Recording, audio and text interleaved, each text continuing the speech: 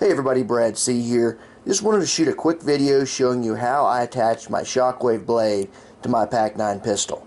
Now you can go a variety of routes, but what you'll definitely need is the Shockwave blade and the CAC tube. Also this little upgrade here, the adjustment screw by TactiCyle. I'll put links in the info section. It is a must. It allows you to be able to hand move this so you can move it up and down the CAC tube, but you definitely need that, of course. Now these two parts I got from Carolina Shooters. This is their pig snout adapter and this is their folding mechanism. Now if you're okay with drilling and tapping your receiver, drilling 2 holes in there and attaching that, then you're fine. If you've ever watched Max Headspace 9mm channel, I'll put links down there in the description. He actually has a setup like that and it works perfectly. So if you're okay with doing that, go for it. Now another route you can take is just putting the solid fixture on there where it won't fold. So if you want to put this on here, then that's all you need. And that is a part you can get from Tromix. I'll put a link down there to that. Now the best way to do it is of course the way I'm doing it. And that is to get the part from Tromix that goes here, okay? And then I'll be able to put the folding mechanism and the pig snout adapter on that. So I'll be able to have this fold and I won't have to drill and tap this. Now, it's pretty self-explanatory if you want to do this the fixed stock way, and that is use the bolt inside that is from your sling adapter. Now I've removed the sling adapter here, so that is a simple bolt inside, and we'll be looking at that later, but just know that there is a bolt in here coming out, and we'll use that same bolt to affix this, and then you would just simply screw in your Shockwave blade right through there. Now I've had this on here as a fixed stock for a while. I like it. You've probably seen videos with it, but today I'm going to be upgrading and putting on the folding mechanism. Okay, let's go over the tools that I'll be using today. I have a crescent wrench, but I don't really think I'll need it, but it's definitely something you might want to have on hand. Next we have an 11mm wrench, and that is going to fit the bolt inside. I know that will work. If you have a set of hex wrenches, you'll find the one you need, but I have a little 5/32 adapter, and it's going to fit this absolutely perfectly. Okay, we're going to start by breaking down the gun, and I'm going to show you how to do that. Okay, we're going to start by popping the top. We're going to remove our spring. Then we're going to remove the spacer, and I'm just going to go ahead and take everything out here. Safety, and pull our bolt out. Okay, now we are ready to go. Here you can see there is a bolt, and that is what this 11mm wrench will fit, and it's just going to go right inside of here, and then there's a little hole out the back. Okay, we're going to take this Tromix plate and we're going to attach it right to the back, and just going to screw on. Spins right on there. Okay, we're going to take our wrench and make sure that it's on there good and tight.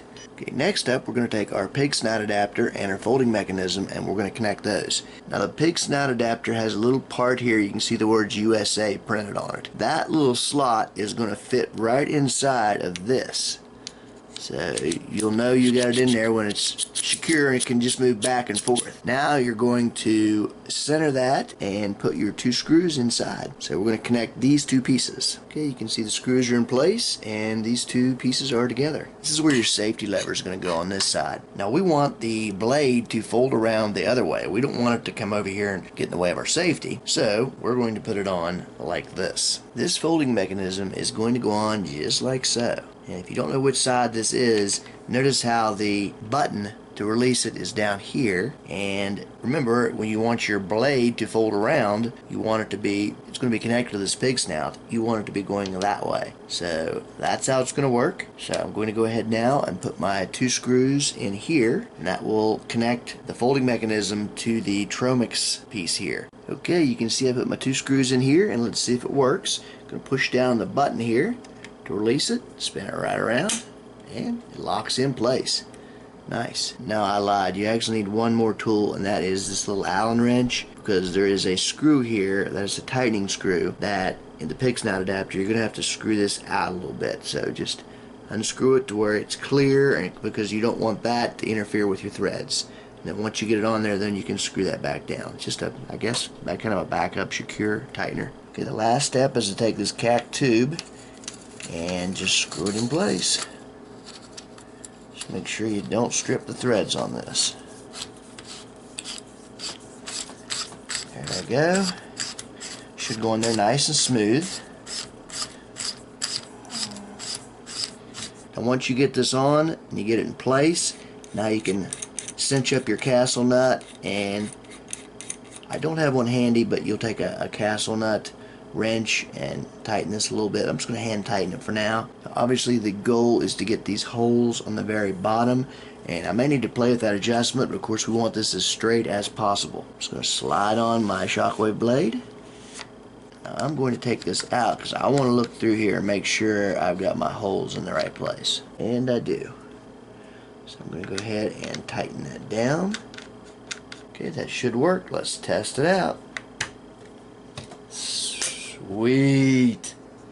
Locks in place. Locks in place. Nice. Okay, let's put our internals back inside. Going to start with the bolt. Get that in. Next, we're going to put our safety lever in there.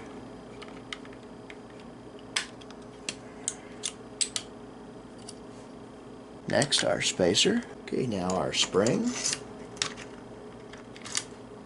And close her up.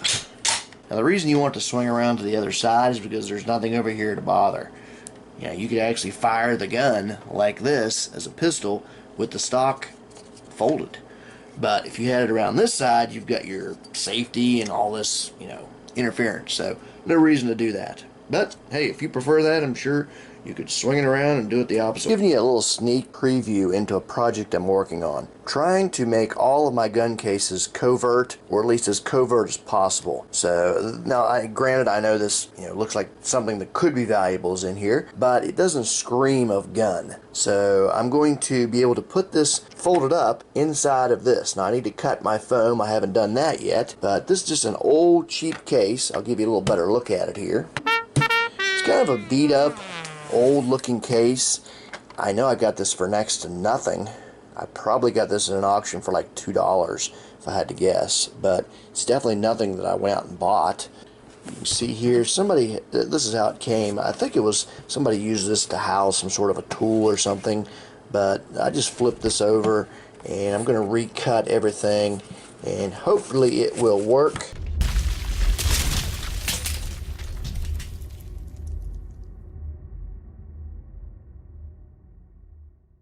Okay, once you get that centered, then you're going to take your 2 screws. Unbelievable. Oh. And now our spacer. And our spring. Yeah, Bunny. Just in the middle of it, but it's okay.